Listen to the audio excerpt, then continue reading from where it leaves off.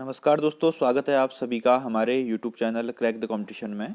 दोस्तों, आज के इस वीडियो लेक्चर में 10 जनवरी 2021 को ITBP कांस्टेबल ट्रेड्समैन का जो एग्ज़ाम हुआ था उसमें हिंदी और इंग्लिश के जो क्वेश्चन पूछे गए थे हम उनको डिस्कस करेंगे। आप सब लोग जिन लोगों ने भी एग्ज़ाम दिया था अपने आंसर मैच कर लीजिए, ये 100% करेक्ट आंसर हैं। तो दोस्तों, सबसे पहले इंग्लिश के सेक्शन से शुरू करते हैं। तो इंग्लिश में 10 क्वेश्चन इंग्लिश के थे और 10 क्वेश्चन हिंदी के थे। हम सभी क्वेश्चंस को डिस्कस करेंगे, तो आप लोग अपने अपने सेक्शन के अनुसार मिला लीजिएगा, ठीक है। तो पहला है, in each of the following questions choose one alternative which best express the meaning of given words, यानी कि सिनोनिम्स की बात की गई है। तो दोस्तों, यहाँ पर पहला वर्ड है प्रोफाउंड। तो प्रोफाउंड का सिनोनिम्स इनमें से क्या होगा? दोस्तों, प्रोफाउंड का अर्थ होता है एब्जाइमल या फिर सीरियस, जिसको हम हिंदी में कहते हैं गहन, ठीक है, गहन अध्ययन करना जैसे कि, ठीक है। डीप, तो इसका क्या हो जाएगा? Option number C, deep. Profound का सिनोनिम क्या हो जाएगा दोस्तों? डीप, ठीक। नेक्स्ट है फिल्दी। फिल्दी का अर्थ होता है गंदा या फिर अश्लील, तो फिल्दी का सिनोनिम क्या हो जाएगा दोस्तों? डर्टी, ऑप्शन नंबर बी, ठीक है। नेक्स्ट है दोस्तों फिलअप्स। तो यहाँ पर आप देख सकते हैं फिलअप्स है। सबसे पहले ऊपर पढ़ लीजिए, fill in the blanks with an appropriate word out of the 4 alternative suggest in each questions. तो पहला है, Pratibha had a cold and could not go to the party, so I bought her a cake to make up for her disappointment. Option number 20 का right answer है। उसने बोला है कि प्रतिभा को कोल्ड हो गया था, वह पार्टी में नहीं जा पाई, तो मैं उसके लिए केक ला गया उसकी डिसअपॉइंटमेंट को कम करने के लिए। ऑप्शन नंबर बी इसका राइट आंसर है, ठीक है दोस्तों। नेक्स्ट है दोस्तों, अगला है फिलअप्स का ही क्वेश्चन है। He always stammers in public meetings, but his today speech was surprisingly fluent. Option number A इसका राइट आंसर है। दोस्तों, स्टैमर का अर्थ होता है हकलाना या रुक रुक कर बोलना। इसमें बोला गया है कि ही always stammer in public meetings, जब भी वो पब्लिक मीटिंग में जाता था तो वह रुक रुक के या हकलाता था, बट उसकी आज की स्पीच जो थी वो सरप्राइजिंगली क्या थी? फ्लुएंट थी। उसने बिना किसी पॉज के बोला, यानी कि फ्लुएंटली बोला, ठीक है। यह आश्चर्यजनक था। ऑप्शन नंबर ए इसका राइट आंसर है। नेक्स्ट है दोस्तों, in each of the following questions out of the given group of words choose the miss spelt one. तो यहाँ पर 4 ऑप्शंस हैं, इनमें से एक जो है उसकी स्पेलिंग गलत होगी, तो हमको उसी को छांटना है, ठीक। तो ऑप्शन नंबर 45 नंबर क्वेश्चन में दिया गया anxiety, accommodation, ankle and allergy. तो एंकल जो है दोस्तों टखना, तो एंकल की स्पेलिंग क्या होती है? ANKLE, ठीक। तो ऑप्शन नंबर सी इसका राइट आंसर है, यानी कि एंकल की स्पेलिंग गलत है। दोस्तों, ये 46 वाले क्वेश्चन में मुझे सारे के सारे ऑप्शन सही लग रहे हैं, तो मैं इसका आंसर आपको नहीं बता पाऊंगा। अगर आपको इसमें कुछ गलत लगता है, मैंने इसका सब चेक कर चुका हूं मैं, सारे ऑप्शंस की स्पेलिंग मुझे सही लग रही है। अगर आपको कहीं पर लगता है कि इसमें मिस्टेक है तो प्लीज़ कमेंट बॉक्स में इसको बताइए। इसलिए हम 46 वाले को छोड़ रहे हैं। अब हम आते हैं अगले क्वेश्चन में। एरर स्पॉटिंग का क्वेश्चन है। For nearly half a century, he lived in that village, sharing the joys and sorrows of the people there. But later he left the village and has not been heard of since. तो since के बाद यहाँ पर लगेगा then, ठीक है दोस्तों। यहाँ पर एरर है, ऑप्शन नंबर सी में इसमें एरर है। since के बाद इसमें then भी लगेगा, ठीक है। तो कहाँ पर एरर है? ऑप्शन नंबर सी में एरर है, ठीक। तो 47 भी क्वेश्चन हो गया। since के बाद क्या लगेगा? then लगेगा। नेक्स्ट है, she had shifted her residence to this city to be close with the child she had wanted to adopt। इसमें बोला गया है कि वो इस सिटी में उसने अपना रेसिडेंस चेंज कर लिया। क्यों? क्योंकि वो जिस बच्चे को अडॉप्ट करना चाहती है वो उसके क्लोज होना चाहती है, ठीक है, उसके और पास आना चाहती है। तो इसमें क्या है गड़बड़ दोस्तों? इसमें गड़बड़ है, क्लोज टू द चाइल्ड आएगा, ठीक है। वो क्लोज आना चाहती है टू द चाइल्ड, ना कि विद द चाइल्ड, विथ नहीं आएगा। इसमें ऑप्शन नंबर सी में गड़बड़ है। सही आंसर क्या होगा इसका? She had shifted her residence to this city to be close to the child, ठीक है। विद की जगह क्या आ जाएगा? टू आ जाएगा। तो ऑप्शन नंबर सी इसका राइट आंसर है। नेक्स्ट है दोस्तों, जम्बल्ड है, इनको हमको एक सीक्वेंस में व्यवस्थित करना है।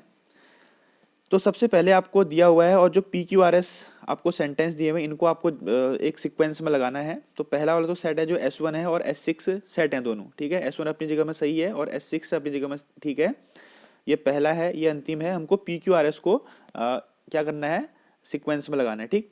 अब यहाँ पर देखिए, lakhs of students from all over India, ठीक है। लैक्स ऑफ स्टूडेंट मतलब बहुत लाखों स्टूडेंट, कहाँ से, फ्रॉम ऑल ओवर इंडिया। तो स्टार्ट कहाँ से होगा दोस्तों, क्यू से स्टार्ट होगा।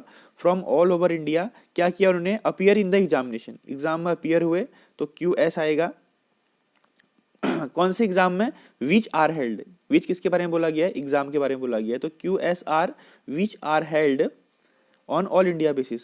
एग्जाम किस में होता है, ऑल इंडिया बेसिस में होता है, तो Q S R P option number C इसका राइट आंसर हो जाएगा, ठीक।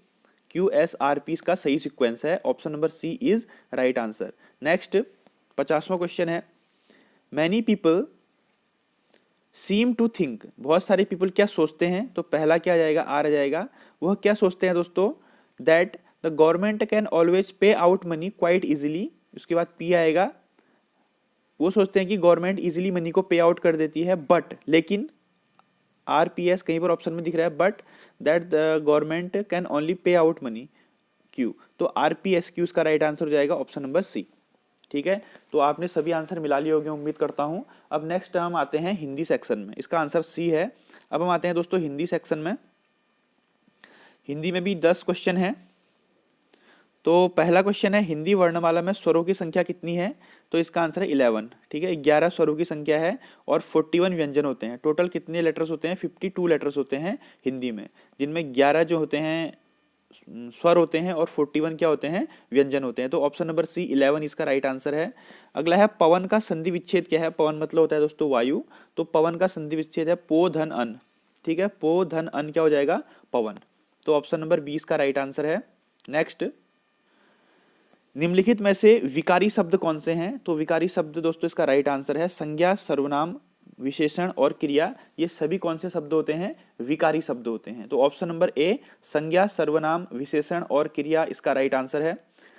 इसमें से वाक्य जो शुद्ध वाक्य है उसका चयन करना है, करेक्ट सेंटेंस।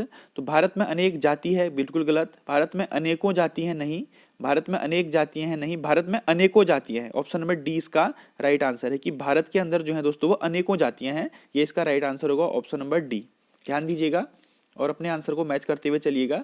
उपमान का विलोम क्या होता है दोस्तों, उपमान का विलोम शब्द होता है उपमेय, ऑप्शन नंबर डी। उपमान का विलोम क्या होता है, उपमेय होता है, ठीक। नेक्स्ट है, निम्नलिखित में से कौन सा एक मुहावरा नहीं है, तो दोस्तों आस्तीन का सांप एक मुहावरा होता है, कमर टूटना भी मुहावरा होता है, दूर के ढोल सुहावने भी एक मुहावरा होता है, लेकिन उल्लू बनाना कोई मुहावरा नहीं होता है, ऑप्शन नंबर बी, ठीक है। उल्लू बनाना इसका आंसर है, ऑप्शन नंबर बी।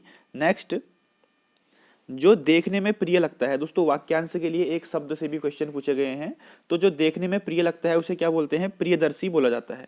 जो देखने में प्रिय लगता है, जो देखने में हमको अच्छा लगता है, उसे हम क्या बोलते हैं, प्रियदर्शी, ठीक।